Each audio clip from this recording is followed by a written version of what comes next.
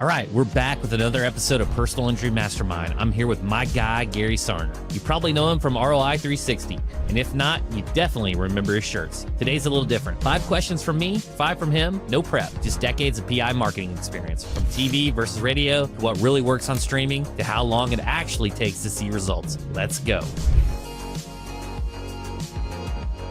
We got the behemoth TV.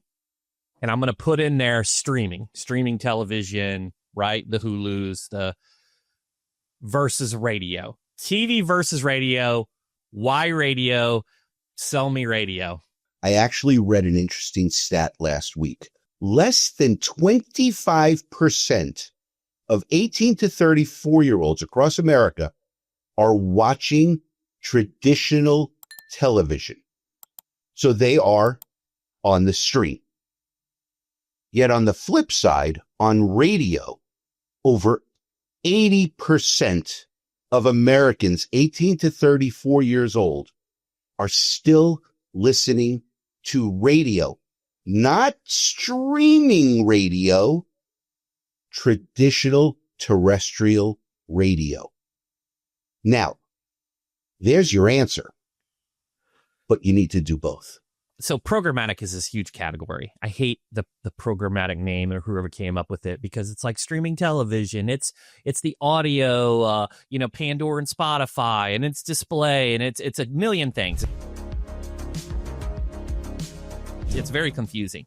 But I don't want to focus in on programmatic from the Pandora and Spotify, right? I am one of those that fall outside that 80%.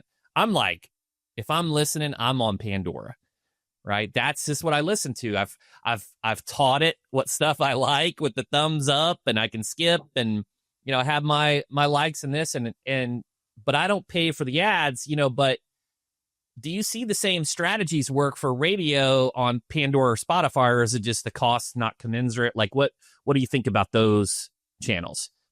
So, Pandora and Spotify obviously have built a spot in the space for people to listen. And I will tell you this, I despise the word audio because there's a difference between Pandora, Spotify, and radio. Now, those are unique channels, and they are fun channels to curate what you want to listen to. And like you said, it's learned who Chris Dreyer is and what music it should play. But the penetration of both of those channels is so small, Chris. And the cost per thousands to advertise on them are very high. So I would put in the left bucket Spotify, Pandora, and even podcasts. They're all important. The business that we are in, which is marketing law firms, so people find the best law firm in their market for them, needs to be wide and broad, not narrow and deep. So, if you want to pay a lot of money to reach a small amount of people, very, very targeted, that's a great channel to go to. I'm not recommending it be a part of what you're doing in legal. Now, if we were going to sell the headphones on your head, we could go very, very narrow and very deep. I'm sure you listened to the episode of me and James where we were talking about where our spins were, for 100K, $1 million. And at the end, I'm like, what's the most underrated? I think it's podcasts. So, tell me from my vantage, the reason why I've always thought about podcasts is because it's just saturation. Like there might be 8 people on a TV channel. There might be several on a radio station, but and I listen to podcasts every morning. Like I'm a 5 a.m.er. Come to work, I'm listening to a couple pods, or at least one good one. So why is it just the cost? And then you're hitting a repeat audience. Like that's one of my concerns is a repeat audience. But I guess radio has that too if you like a certain station. But so does TV. They all have repeat audiences. Mm-hmm. But in legal, with only 2% of the population that's going to get into a car accident this year, and then narrow it to who may hire an attorney versus calling their insurance company, your marketing dollars need to reach as many people as possible at the lowest cost per thousand possible. And then you need to be in front of them all the time. Because if you looked at the bullseye, right? Anybody who lives outside of a major city is going to purchase a car at some point. Not everybody is going to need a personal injury attorney in their life. You work with some of the biggest radio advertisers in the country, right? A ton of experience, decades now, right? And you've heard different messaging. You've used different stations. How do you win? What's the recipe that you see now? What's the clear things that you got to do to be successful on radio? Number one, do not buy the radio station that you listen to so you could hear your own ad. Notoriously, across all advertising and radio specifically, my 35 years at stations and now 4.5 years owning ROI 360 Plus, the person in front of me always talks about their favorite radio station first. And I know that's what they want to buy. Sometimes it's correct. Sometimes it's not. But what we really need to know is what the market looks like on television advertising, billboard advertising, and radio advertising. Truth be told, everybody wants to do TV first. Now, is that ego? I don't know. There's great reach with television. But like your first question, it's changing. You need to be in more places. Billboards, they're great for branding, and people drive by them at the same times every day. So static over digital, because if you're not there for those 8 seconds as they drive by, you're fucked. But radio can be as targeted as it needs to be. And whether you want to reach the entire market, which is how we like to look at it, what is it going to take as an investment to own the entire radio market? And from there, we then start narrowing down based upon their avatar. What's it take to be successful then? It really takes 3 things to be successful with any of these mediums, including yours on the digital side. Mm-hmm. Number 1, you have to have a big pair of balls because you have to make an investment. Number 2, and this one is crucial, you must be patient because time in marketing heals everything as you write those checks month in and month out in year 1. And number 3, and probably the most lost art out there, your creative must be perfect. And what is perfect? Perfect is you get to be intentional on your messaging, on air, on billboards, on TV, and online. Be who you are. You can't be someone else. You aren't for everybody. Let's take a firm, hypothetical firm. They're not known, right? They do have a brand in a vacuum.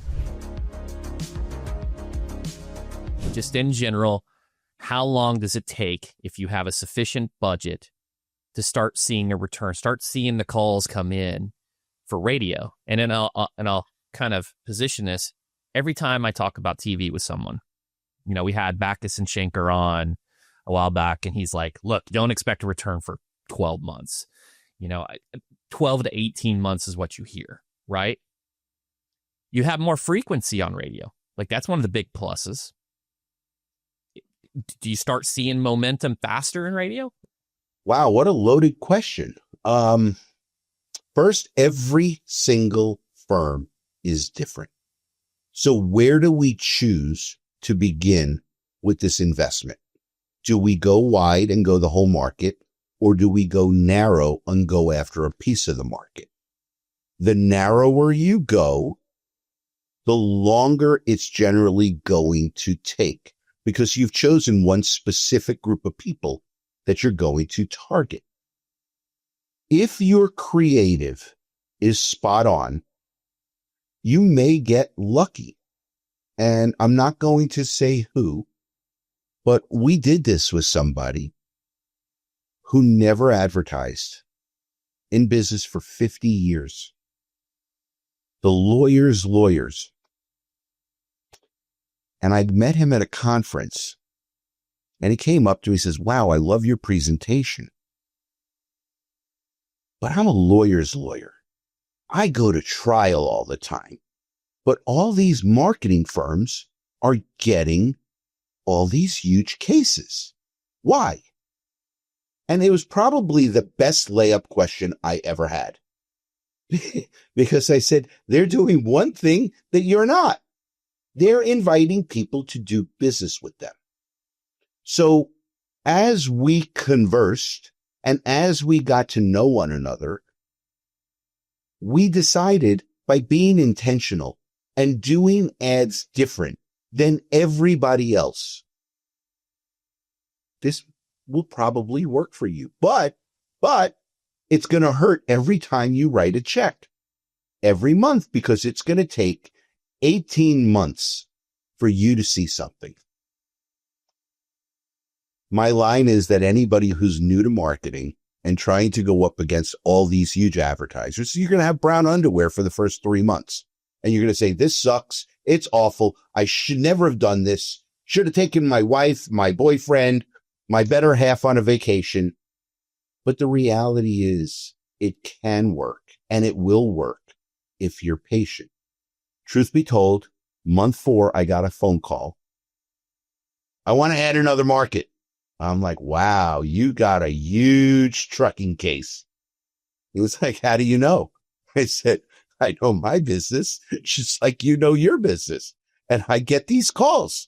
And that's what happens. But the reality is, building a brand today versus the firms that started 40 years ago is far more challenging. But it absolutely can be done. Trust the partner that you find and allow an expert to do what an expert does, just like your clients do at your firm. I've had different clients use radio, and I wish I had a complete, like a bigger data set. But from my experience, I've seen radio start to work quicker than TV. I think it's the frequency component, but you know, the messaging has to be right and all those things. You've been to a ton of events, okay? Ton of events, way more than me. Who's the best speaker you've ever heard? You get to give me one person, has to be an attorney. Wow.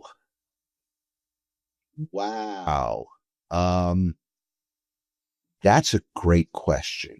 This is actually very funny. I was at NTL 2024. It was the first session of the morning, and I wanted to go and see, who was going to be speaking. I ended up in a long conversation at breakfast and walked into this speaker's presentation about 15 minutes late. But I also had an appointment that I had to go to. So I was in there and I got to hear this person speak for approximately 10 minutes. And I was mesmerized like I've never been before. And I don't know who it is. The next day, this person is walking into the bar at the hotel and he's in front of me. I'm not somebody that normally chases anyone, but I did quick step and tapped him on the shoulder. And I said, you should be a lawyer on TV. I saw you speak for about 10, 12 minutes yesterday, and it was unbelievable. He says to me, are you an attorney? I said, no, I'm not an attorney. He says, what's your name? I said, Gary Sarner. I said, what's your name? He says, Mark Lanier. Oh, wow. The GOAT. And again, knowing all about Mark Lanier and all the amazing things he's done as a trial attorney and as a human being, because I now follow him. Mm-hmm. It was so fitting that it was him. I've never been to his conference. I do plan to go one year. I don't know when, but from a perspective of an ad agency, I've been told people don't get up from their chairs when Mark is speaking. And you know what? I might be that one guy that had to get up and leave. And I was upset that I did not get to hear the rest of it. And one of my goals is to get to know him personally, because I am very, very fond of what he does. Unbelievable. Hey, if somebody's listening can connect me with Mark, Mr. Lanier, would love to have him on the show. So put that out there too. Would love to talk to him. Okay, ball's in your court. That's our 5. Love it. So what you got for me? Wow. Okay, so my first question for Chris Dreyer: who inspires you and why? Ooh, that's a good one. When I was young, my uncle was a big inspiration. I grew up at certain points very poor. Well water, no city water. I didn't understand at the time that we were poor, but I had a lot of side hustles, right? Cleaning houses, flea markets, doing these things. I was never without. My parents always, and they worked very hard. But I started to form a relationship with my uncle, who was very successful CEO, very, very wealthy. It lifted my ceiling for what was possible, and it brought an awareness for wealth. And he's a good human too, right? You always hear the negative connotations of like, oh, this entrepreneur, like the biggest ones we hear, the first thing that come to mind is they're all evil. Well, they're not all evil. They're capitalists, right? But yeah, my uncle, Alec Dreyer, was an inspiration early on. That's special, and it has deep meaning. I like that. People matter, especially the ones we actually know. You, Chris Dreyer, following in your uncle Alec's footsteps, have built an incredible business at rankings.io. Thank you. But outside of business, what does success look like to you? Being a good husband and good father, for sure. I put tremendous energy into that, and it's not easy for me. I think a lot of the entrepreneurs, it's hard to shut the brain off. I mean, the game of business for me is a game that I really enjoy and obsess about. But when I get home, I shut off the phone. I'm playing Hot Wheels on the floor with my son. I'm swimming. We're going on, golf cart rides, and I'm planning date nights with the wife, trying to, show interest in the things that she's interested in, because, it just, she's my partner and I love her. And I want to raise a good human too, with my son, Gray, that knows how to hunt, not from a hunting, animal perspective, but knows how to take care of himself and not be dependent upon others. That's incredible. I'm going to say 2 things. The other night we were texting, and you sent me a picture of your beautiful bride and said, I need to go focus on what I'm doing. And I appreciated that so much, especially as a guy who's been divorced twice, and now in what I would say is my perfect relationship. And I do also try to be intentional and give away to that time. Follow up based on what you just said. Yep. Take a look at a brand out of Colorado called be a good person. The message obviously means a lot, especially in today's world.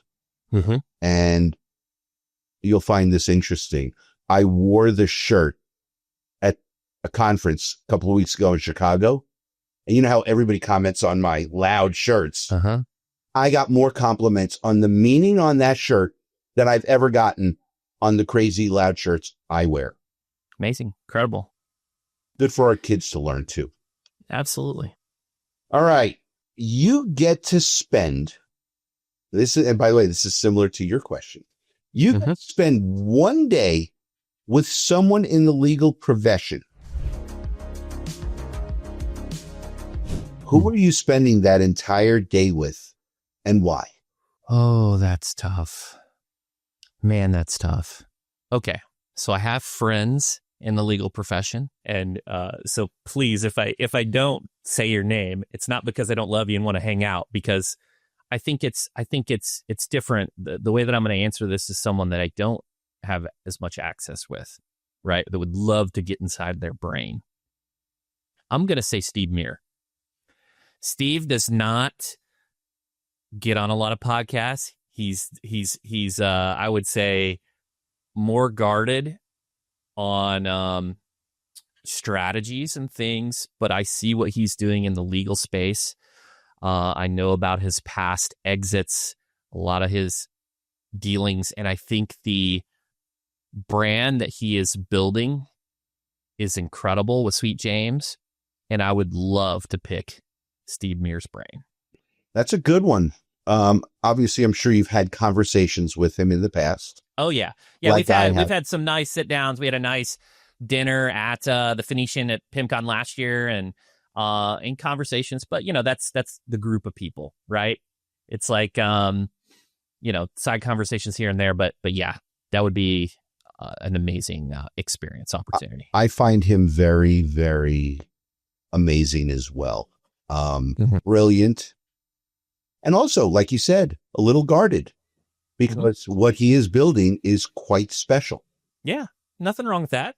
So I think it's one of those things you hear, like, there's psychological components to being, if you're everywhere, it's not as scarce, right? Cialdini, and so that's just, transparently, that's another reason why I don't speak at every single event. It's like, I want, when I do speak, to have meaning and it to be something that people are drawn to. So yeah, nothing wrong with it. But yeah, Steve would be awesome to pick his brain and spend a day. We're both so heavily involved in marketing with law firms and friendships with lawyers. And both of us use social media, watch TV. I listen to radio, you listen to Pandora. But what kind of content, whether it be a radio ad, a Pandora ad, TV ad, a social ad, makes you stop and go, wow? I'll tell you the content that I consume, and it's going to make me sound like a nutbag a little bit. I'm mostly doing this on every social channel. I listen to the people killing it, that have messages of winning, determination, execution, don't wait. I cannot consume enough of that, whether it's a Nick Saban high achievers statement or an Andy Frisella talking about running through walls and how, people telling him to slow down. He can't associate with them. I heard another one today. This is just one today of, like, everybody wants to be a lion. Yeah, they want to be a lion when all there is they're versus a pack of hyenas. But what if it's lion versus lion? Then who's coming out? Who is the king of the jungle, right? Those types of things. Look, I'll be transparent. Cardone in the look, he's a lot of the stuff he says is just wacky, and he gets himself into trouble. But his 10X book, I eat that stuff up. The motivational things of just like, the biggest issue that I have with people, even in my home life, is like, if someone says I can't or that won't work, I'm like, okay, I'll prove it. Right? It's like a challenge. Like, and it is like the ultimate motivator. So if people heard, I mean, even songs, okay? Eminem, Higher, right? Rick Ross, Hustlin', right? I go to the extent I played in our last annual meeting the first 2 minutes to the song Eminem's Higher. Like, this is what we're playing to set the tone.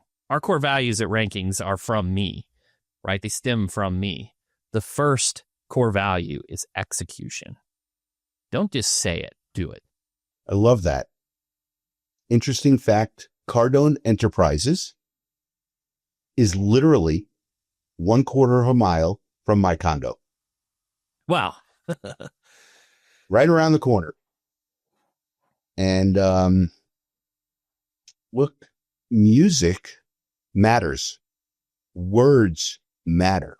And you listening to Higher, me listening to Higher, and your entire team listening to Higher will have a different meaning to each of us. Mm-hmm.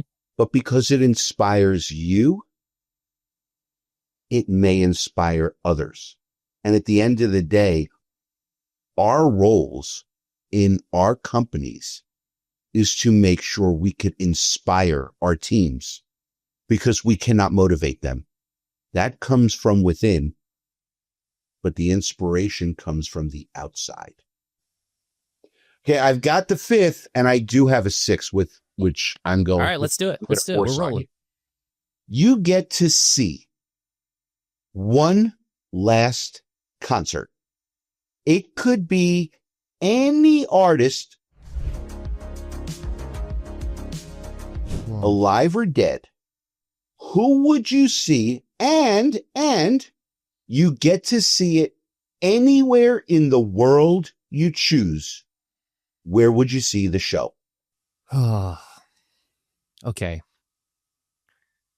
I'm going to give you a little story here, and this is going to be painful for you to hear. When I was growing up, we never listened to the radio or music in the car. My dad's truck, beat down truck, and we didn't listen to music, right? When we had a drive with my mom and dad, for some reason, we really didn't listen to music. We talked. We had conversations, right? So I don't have the breadth of knowledge in music. But back to your question. For me, Chris Dreyer, if it was mine, it's Young Jeezy. I'm going to Young Jeezy. I am just livid. So I have the reason why I love Young Jeezy, the song Put On, and that era of music is because when I was in college, during all those fun moments, that's what was being played a lot. That's what I just associate all these feelings of good times. So Young Jeezy, Put On, that's who I would listen to. Okay, so you get to go see Young Jeezy. Mm-hmm. Where in the world do you want to see the show? Oh, I would pick St. Louis. I'd pick local. Why St. Louis? Because I could make a nice date night with the wife, a little staycation, right? I am not, the other thing that people don't know about me is I'm not really a traveler. I've been to Canada, Gary, outside the U.S. That's it. I don't know why. I certainly have the means to afford it. It's just, there's a lot of things in the States that I haven't seen, and I go on a lot of treats. I feel like that person too that eats the same meals, right? I'll find a place that I like and I end up visiting a lot. So yeah, I don't know. St. Louis. Interesting. That's a great question to ask somebody as an icebreaker, because you get to know what kind of music they like, because not everybody's like you. Mm-hmm. And you get to find out where they want to travel to, what aspirations they may have. And it's not too personal, because you and I are in the business of asking a lot of personal questions. Done. And I always ask for permission. I say, I'm going to ask you some difficult questions that you may not want to answer, Would you give me permission, please, to ask some? And if you're uncomfortable, let me know, because to help a law firm, and that is our desire in what we chose to do. You have to understand their business. And that means talking about financials. That's fair. My last question, which really ties everything together, and you already answered it really. What is your why? I love to compete. I love competition. I think second place is the first loser. I do think third place is worst. I was competitive in sports. Everything, whether it was collectible card game player, world ranked player. I love the game. I love competing. I think it's fun. It gives me purpose. And, that's my why on the business side. On the family side, my why is I want to be a great husband and father. That is it. I love the game on the business side, competing. Purpose. I love it. Today's the 4th anniversary of my dad's passing. So I woke up this morning in deep thought, more about my why versus his why, which fortunately he got to say to me, but via text, not in person, because he spent the last 28 days of his life in the hospital during COVID with no visitors. So that's always an important question, but today it just had a little deeper meaning for me. Do you want to share your why?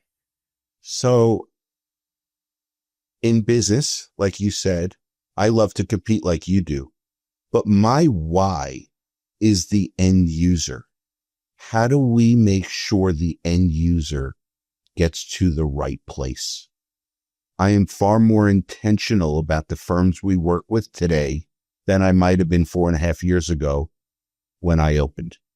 At home, my why has always been my kids. And look, I was married to 2 amazing women, and I have the most amazing partner today. My children are 32 to 21 years old. So big difference from where Gray is today. And what you get to watch, which I'm jealous that you get to do this. And I'm far from done, but I couldn't be more proud of who my kids have become as human beings. Their accomplishments, they're amazing. Most people know that, and I don't know when this episode's going to air, but I have 2 that are waiting on their bar results right now. And my baby is waiting for an acceptance to Harvard for dental school. And my oldest, Sydney, has just crushed it as a recruiter and with a huge company in America for 10 years. So first, they're all amazing people. Second, they've all accomplished the goals that they set for themselves. And I couldn't be more proud of them for doing that.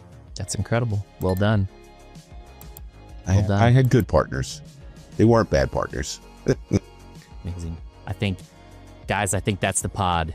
Gary, thanks for coming back on the show. That's a wrap on today's 5 and 5 with radio expert Gary Sarner. Big thanks to him for bringing years of marketing wisdom to the table. I'll see you on the next episode of Personal Injury Mastermind.